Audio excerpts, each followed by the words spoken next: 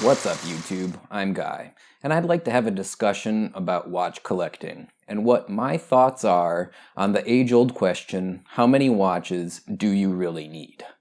So, what qualifies a collection? Can the man with a single watch that serves him day in and day out be considered a collector? I think most of you would say no, one watch does not make a collection. But in reality, and not that a watch is something we need in the strictest sense, one timepiece is all a person actually needs. Now, before we go any further, let's clarify some language. Today, we often use the word need interchangeably with the word want. When we say we need something, what we really mean is we want it.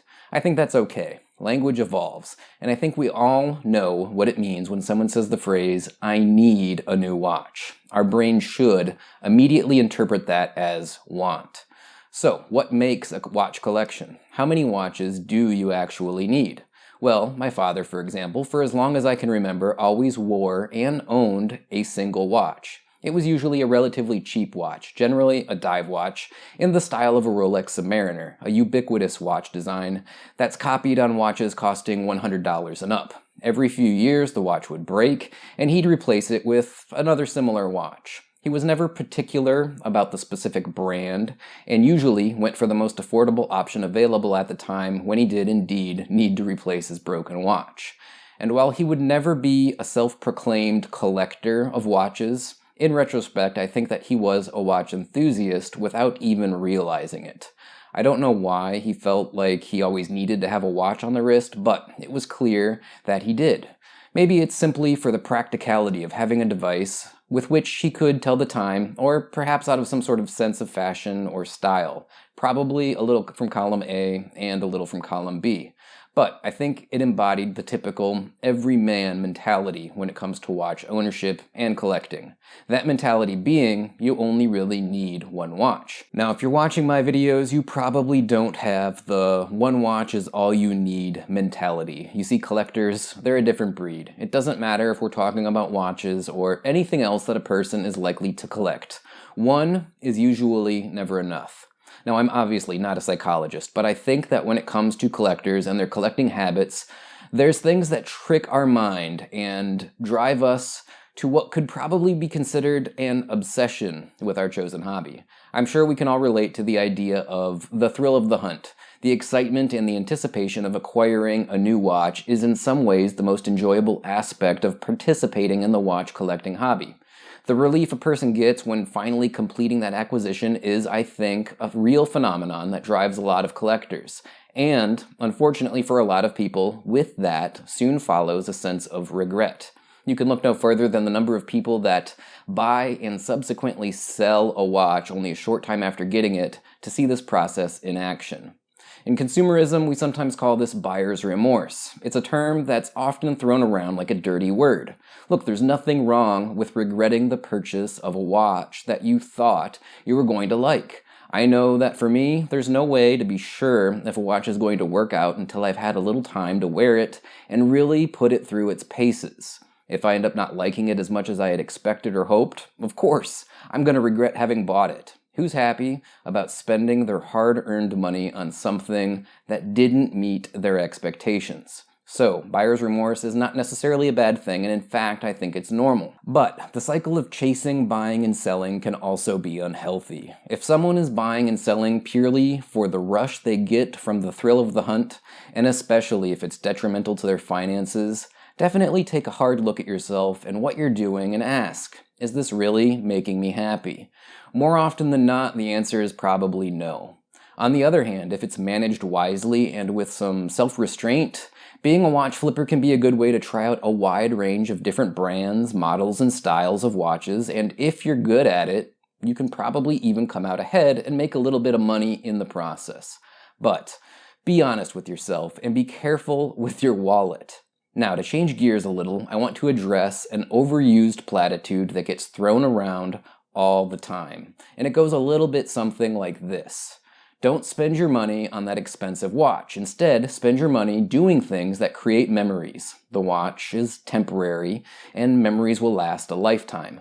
We hear those sorts of things not just about watches, but in all aspects of life. The idea that Basically, material items are not as valuable as the memories that we could create if we used our financial resources towards other endeavors. Now, I don't entirely agree with this line of thinking. When I look back on the memories of my life that stand out the most often those memories are tied directly to something specific that I owned and enjoyed at the time. As a teenager, for example, I had some of the greatest times playing in garage bands with friends, but what connects me to that memory the most is that it was, my first cheap Epiphone guitar and the awful sounding crate amplifier I played it through. Now, over 20 years ago, before I got married, I remember my wife and I driving around from town to town while I hunted down comic books to add to my collection. I can remember with great detail those books that we picked up together and the time that we spent doing that because of its connection to them.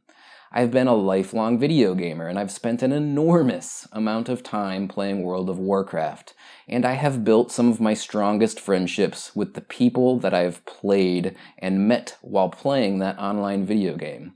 For me, memories, they're strongly tied to things that I was passionate about, and the hobbies that revolved around those things. Wristwatches are no different.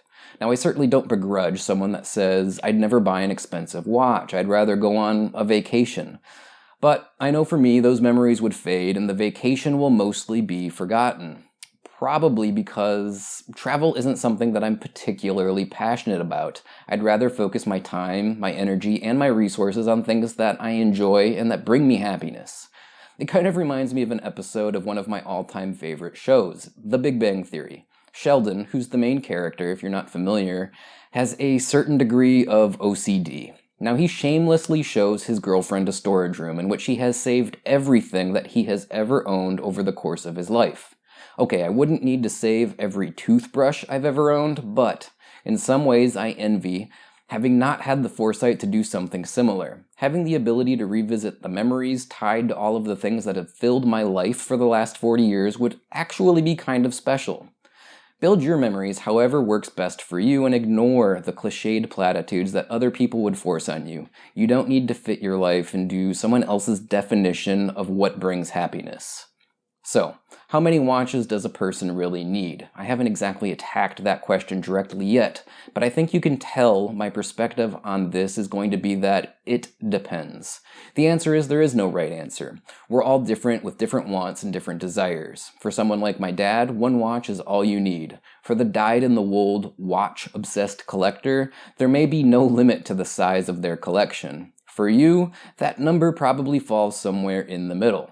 But just remember that when you're searching for that next watch, make sure that you also enjoy the watches that you already have in your watch box. Now, as far as I'm concerned, the answer to the question is just one more watch.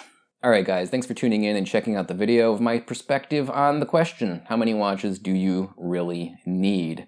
As always, there's a list of ways you can help me out down in the description of this and of course every video that I do.